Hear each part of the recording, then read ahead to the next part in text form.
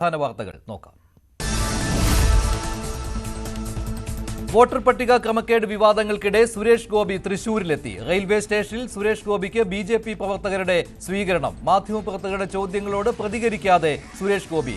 CPM office മാർച്ചിൽ പരുക്കേറ്റ പ്രവർത്തകരെ ആശുപത്രിയിൽ സന്ദർശിച്ചു. കമ്മീഷണർ ഓഫീസിലേക്ക് ഇന്ന് ബിജെപി മാർച്ച്. കെ സുരേന്ദ്രനും ശോഭാ സുരേന്ദ്രനും പങ്കെടുക്കും.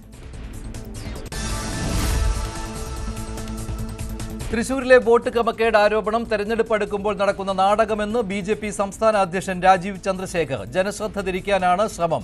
പരാതി ഉണ്ടെങ്കിൽ തെരഞ്ഞെടുപ്പ് കമ്മീഷനെ സമീപിക്കാം, അല്ലെങ്കിൽ കോടതിയിൽ പോകാമെന്നും രാജീവ് ചന്ദ്രശേഖർ.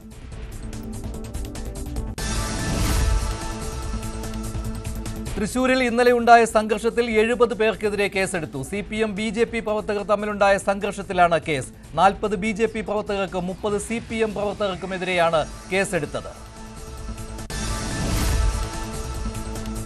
സാമൂഹ്യ മാധ്യമ ഇടപെടൽ പോരെന്ന് സിപിഎമ്മിൽ വിമർശനം. എം.പി. നികേഷ് കുമാറിന്റെ പ്രകടനത്തിൽ പാർട്ടിക്കുള്ളിൽ അതൃപ്തി.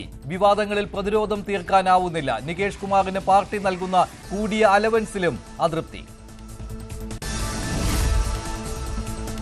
വിഭജന ഭീതി ദിനാചരണത്തിൽ നിലപാട് കടുപ്പിച്ച് ചാൻസലർ. വിഭജന ഭീതി ദിനം ഓർമ്മിപ്പിച്ച് വീണ്ടും വൈസ് ചാൻസലർമാർക്ക് ഗവർണർ കത്തയച്ചു. ആക്ഷൻ ടേക്കൺ റിപ്പോർട്ട് നൽകാൻ രാജ്ഭവന്റെ നിർദ്ദേശം.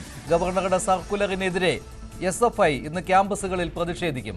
നാളെ കോളേജുകളിൽ വിഭജന ഭീതി ദിനം ആചരിക്കാനാണ് ഗവർണറുടെ നിർദ്ദേശം.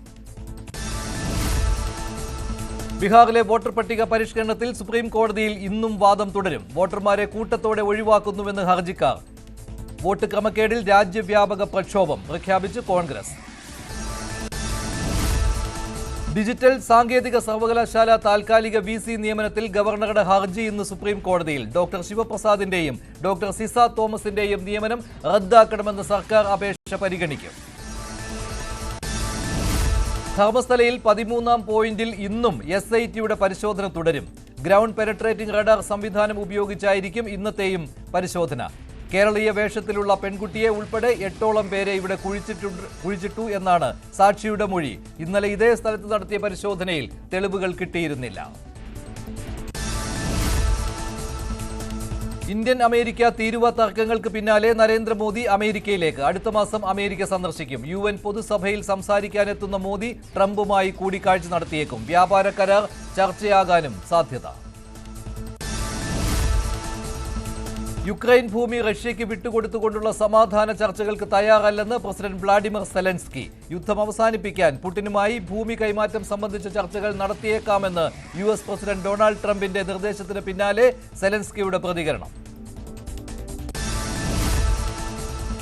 മലപ്പുറത്ത് യുവാവിനെ തട്ടിക്കൊണ്ടുപോയി. പാണ്ടിക്കാട് സ്വദേശി ഷമീറിനെയാണ് കാറിലെത്തിയ സംഘം തട്ടിക്കൊണ്ടുപോയത്. CCTV ദൃശ്യങ്ങൾ ന്യൂസ് 18 കിട്ടി.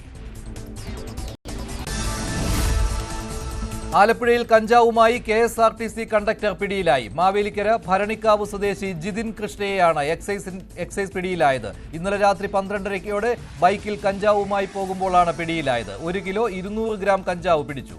KSRTC ഹരിപ്പാട് ഡിപ്പോയിലെ കണ്ടക്ടറാണ് ജിതിൻ. അമ്മയിലെ തെരഞ്ഞെടുപ്പിന് ഇനി 2 ദിവസം മാത്രം. ആവേശകരമായ പ്രചാരണവുമായി താരങ്ങൾ. 31 വർഷത്തെ ചരിത്രത്തിൽ ഇത്രയും സ്ഥാനാർത്ഥികൾ ആദ്യം. ജാതിമാറ്റ തട്ടിപ്പിൽ കർശന നടപടി സ്വീകരിക്കണമെന്ന് BJP നേതാവ് കുമ്മനം രാജശേഖരൻ. ലത്തീൻ സർട്ടിഫിക്കറ്റ് വാങ്ങി മറ്റുള്ളവർ സംവരണാനുകൂല്യം തട്ടിയെടുക്കുന്നത് അംഗീകരിക്കാൻ കഴിയില്ല. ന്യൂസ് 18 വാർത്തയെ തുടർന്നാണ് കുമ്മനം രാജശേഖരന്റെ പ്രതികരണം. ഇന്ത്യ സിംഗപ്പൂർ 3ാം റൗണ്ട് മന്ത്രിതല വട്ടമേശ സമ്മേളനം ഇന്ന് ഡൽഹിയിൽ തുടങ്ങും. ഇരു രാജ്യങ്ങളും തമ്മിലുള്ള ഉഭയകക്ഷി ബന്ധം കൂടുതൽ ശക്തിപ്പെടുത്തുകയാണ് ലക്ഷ്യം. സിംഗപ്പൂർ പ്രതിനിധി സംഘത്തെ ഉപപ്രധാനമന്ത്രിയും വ്യാപാര വ്യവസായ മന്ത്രിയുമായ ഗാൻ കിം യോങ് നയിക്കും. കേന്ദ്രമന്ത്രിമാരായ S. ജയശങ്കർ, നിർമ്മല സീതാരാമൻ, പീയൂഷ് ഗോയൽ, അശ്വനി വൈഷ്ണവ് എന്നിവർ ചർച്ചകളിൽ പങ്കെടുക്കും. രജനീകാന്ത് ചിത്രം കൂലി നാളെ തിയേറ്ററുകളിൽ. നിരവധി റെക്കോർഡുകൾ തകർത്തുകൊണ്ടാണ് ഓഗസ്റ്റ് 14 ചിത്രം റിലീസിന് തയ്യാറെടുക്കുന്നത്. പ്രീ സെയിലിലൂടെ $2 മില്യൺ നേടുന്ന ആദ്യ തമിഴ് സിനിമ എന്ന റെക്കോർഡ് ഉൾപ്പെടെ നേടിയാണ് സിനിമ തിയേറ്ററുകളിലെത്തുക.